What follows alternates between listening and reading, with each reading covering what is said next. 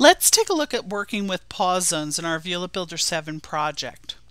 Now, in previous versions of Viewlet Builder, you were only able to add one pause zone to a slide. Now in Viewlet Builder 7, you can actually add multiple pause zones to an individual slide, and we'll look at doing that in just a second. First, let's look at an example of when you would add an individual pause zone to a slide. Here we have our first thumbnail selected. Now this is our title slide, and if we look down at the timeline, we notice that it's only set to play back at 1 second. So this slide after 1 second will continue on to the next slide. However, this is our title slide and we want to give the viewer enough time to read the title and click the play button to continue. So to do this, what we want to go ahead and do is introduce a pause zone on this particular slide. So when the viewlet plays, it will pause on this first slide. To do this, we just simply go ahead and select Insert Pause Zone. After we do that, you'll see that it added a red triangle to the bottom right of the slide. Now this is for authoring purposes only. This red triangle indicates that this particular slide does have a pause zone. You notice that there is a pause zone layer that's been added. And if we look along the timeline, it shows that this slide will play for a second and then it's going to pause, which is perfect. However, if we wanted it to pause immediately, we can actually go ahead and move the pause zone maybe to come in at half a second, or we can have it immediately pause. It doesn't matter because this one will actually go ahead and pause, and we're going to force the viewer to click the button to play back. However, when we go ahead and move the pause zone, you notice we are prompted with a timing rule change. So we're going to go ahead and click OK to allow that. Now, again, this is an example of when you would use a pause zone on a slide that may be an introductory slide that would force the viewer to click a button to continue playing your viewlet. Now, when would there be times when you might want to add multiple pause zones to a slide? Well, our next slide is set up to show you. So we'll click on slide 2, and you notice here that we actually have several different message objects on this particular slide. If we look at our timeline, we see that the top part here is going to come in immediately when the slide plays, as well as the second text box. However, the next set of text boxes, as well as the play button, are linked together, and these will show up about a half second later, and then a few tenths of a second after that, and then of course the third one is set to play at this point on the timeline.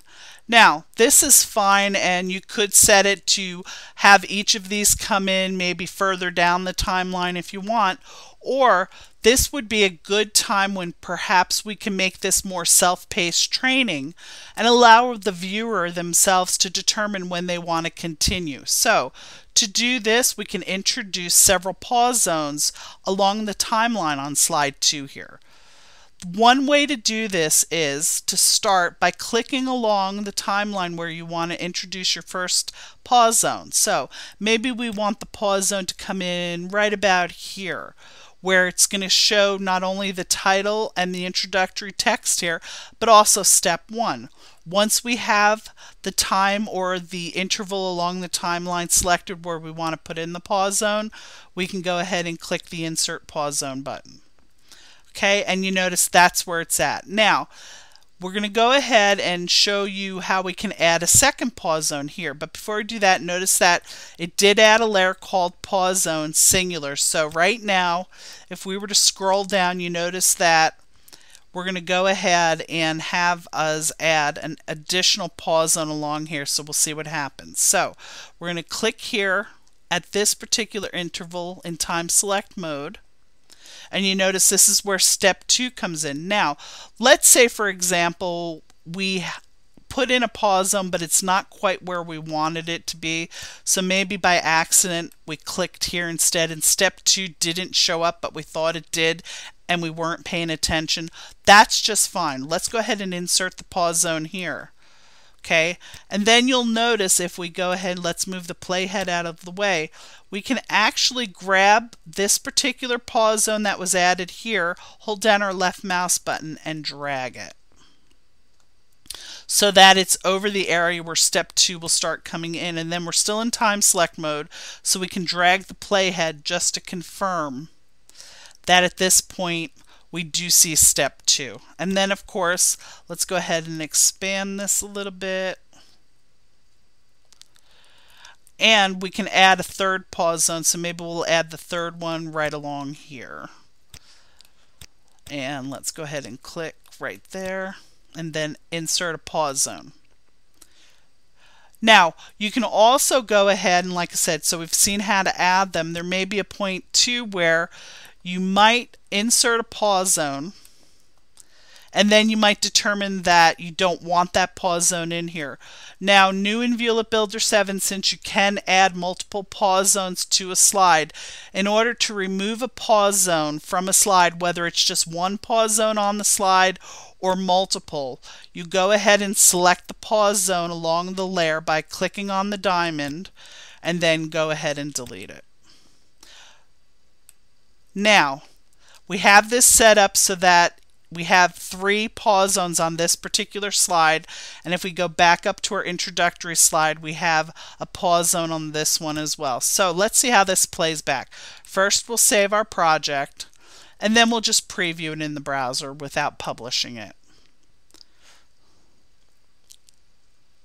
So when it plays back in the browser, you notice it's paused on the first slide. And we go ahead and click the play button, and you notice down at the bottom right corner here we don't have that red triangle showing up. Again, that's for authoring purposes only, so that you can see where you have a pause zone on a slide while you're editing your project. So we'll click here and it goes to the next slide, and you notice how it paused. So we're done reading, we can click continue, and here it comes in at the second step. When we're finished reading all this, we can click continue again. And there you go. So let's go ahead and close out of this browser and come back to Viewlet Builder itself. And again, so those are just a few examples of when you would use a pause zone within your project. That's all there is to it.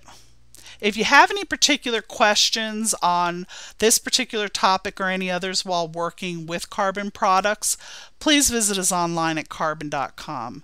That's Qarbon.com. Happy Viewletting!